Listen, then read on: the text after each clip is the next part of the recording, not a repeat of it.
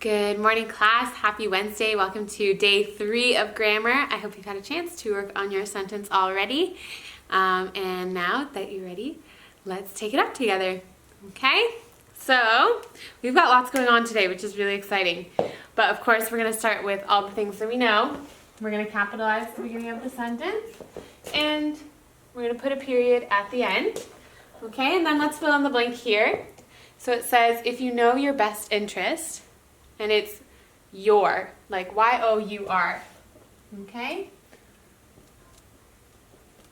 Because it belongs to interest, your best interest, okay? So now, we're gonna start by figuring out the quotation marks because Robin is speaking. So it says, demanded Robin brusquely. Oh, and we've gotta capitalize his name. So it means that all of this has been speaking. Okay?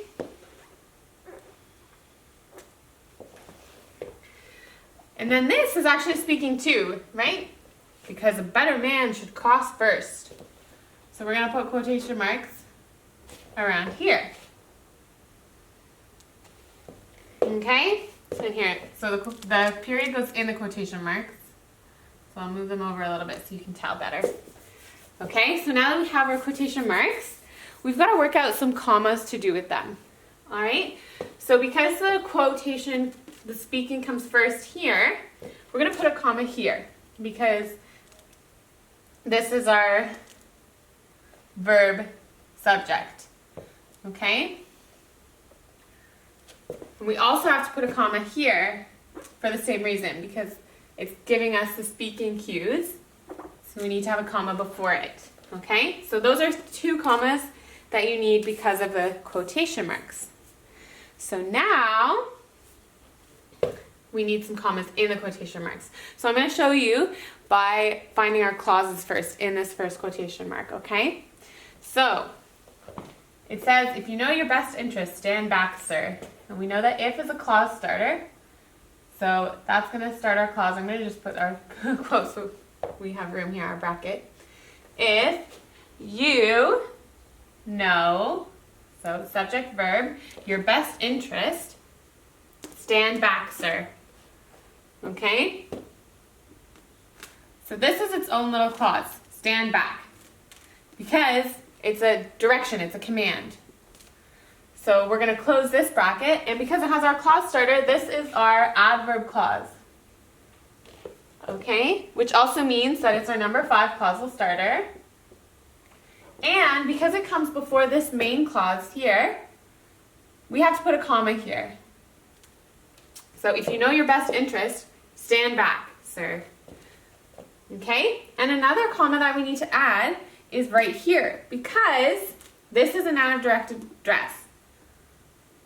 So he's telling the sir to do something. So it's stand back, comma, sir. All right? So we got lots of commas going on right now. Okay, so that's for the first quotation mark. So now let's keep going. All right.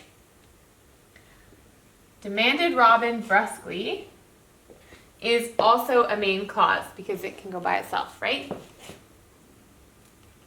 If it was its own thing, you would say Robin demanded. All right. Which means that we're going to have this be a new clause. And it is, because is a clause starter, another, I'm going to put it below, AC, adverb clause. Okay, so let's find our subjects and verbs. Better man, so he's still talking about the stranger, man, should cross first. So should is a verb, and cross is a verb. Okay? And I think that about sums it up for today. So the last thing is, because this is a new speaker, so a conversation has started, we are going to indent. We've got to start our quotation marks on a new line. And then the last thing is, brusquely is our definition.